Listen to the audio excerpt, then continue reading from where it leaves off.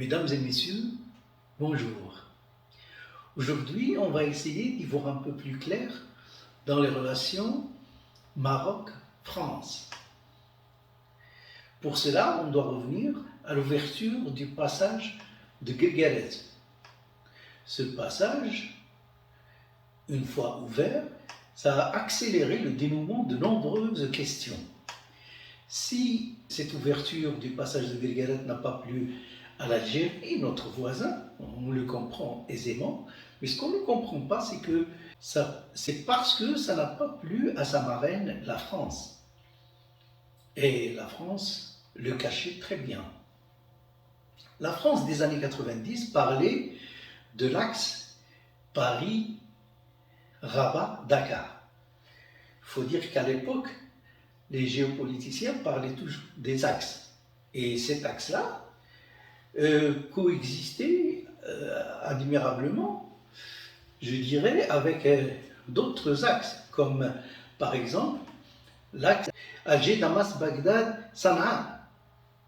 Vu que chacun de ces axes avait sa propre dynamique et son propre enjeu.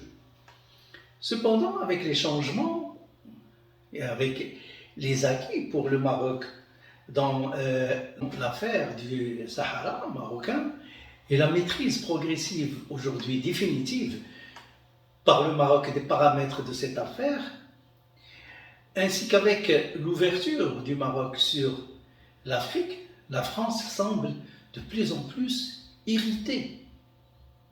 Son Afrique échappe à sa poignée ferme comme du sable. Comme on le sait, au nord de l'Afrique, la France bougeait sur deux fronts. D'une part, la Libye et le Sahel, avec le nord du Mali, tout ce que ça représente comme richesse souterraine. Et il s'est retiré après un échec cuisant, un échec total, avec l'entrée de la Russie dans la région et son Wagner. En plus, on parlait à l'époque d'accointance de la France avec des groupuscules dont la presse s'est fait l'écho. On se rappelle de l'interview accordée à un chef, un émir d'Al-Qaïda dans le Maghreb islamique, l'émir Abu Ubaïda Youssef Al-Annabi, interview accordée par, tenez-vous bien, France 24. Donc, les analystes parlaient d'accointance et les jugeaient un peu catholiques, son jeu de mots. Elle se voit éloignée de cette chère Afrique qui a fait ses beaux jours.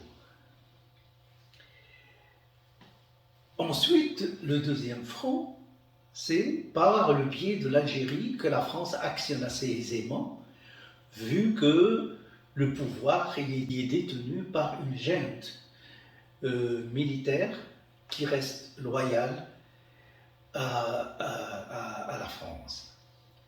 Le rêve de la création d'un État fantoche au sud du Maroc, on sait tous que c'est un rêve algérien parce que l'Algérie veut avoir accès à l'océan Atlantique. Mais c'est aussi le rêve de la France, qui a perdu cet axe dont on parlait tout à l'heure, cet axe Paris-Rabat-Dakar. Le rêve, pour elle, d'empêcher le Maroc, ce Maroc qui se développe à l'œil nu même, menaçant ainsi les intérêts français en Afrique francophone, c'est-à-dire tout l'ouest de l'Afrique. Seulement, le Maroc l'a vu venir et a frappé le premier, dans la même lancée que le coup de Guéguerette, et cette fois, c'est par l'accélération de l'Alliance atlantique africaine. C'est une alliance qui regroupe tous les États africains qui sont sur la côte ouest. Et cette alliance africaine commence à se structurer. Et sur un autre terrain, le Maroc aussi a frappé,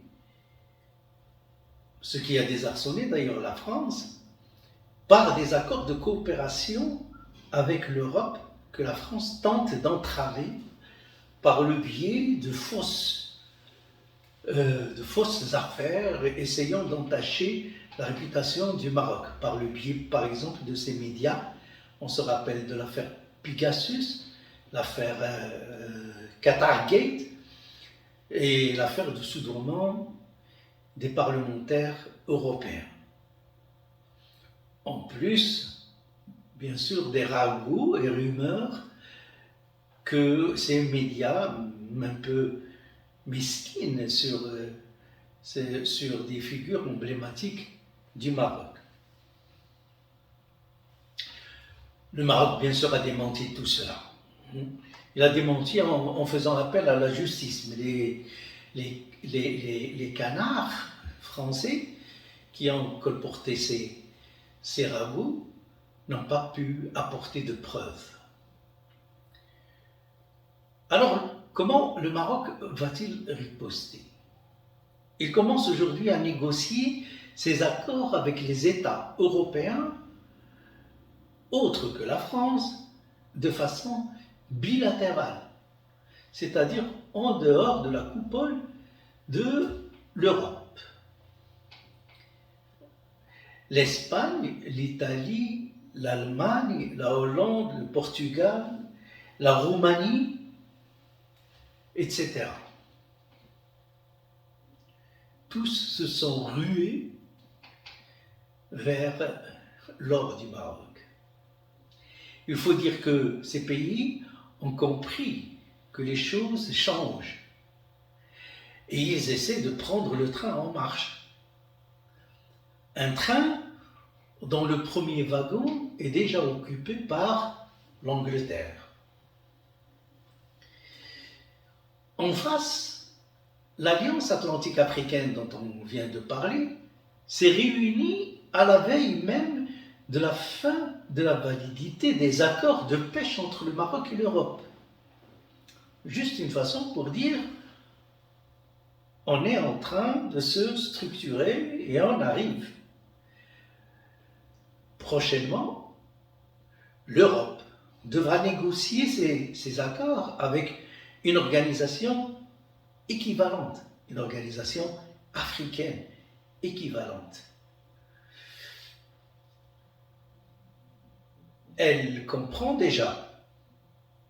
L'Europe comprend déjà que l'Afrique est en train de se repositionner et que le Maroc en est le porte-fanion.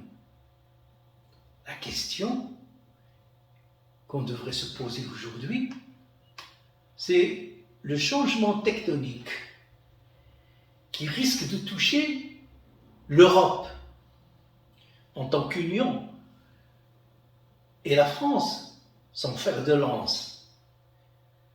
Ce tectonique aura-t-il son origine dans le mouvement de plaques en Afrique? La France, je crois, le comprend déjà. Merci, mesdames et messieurs.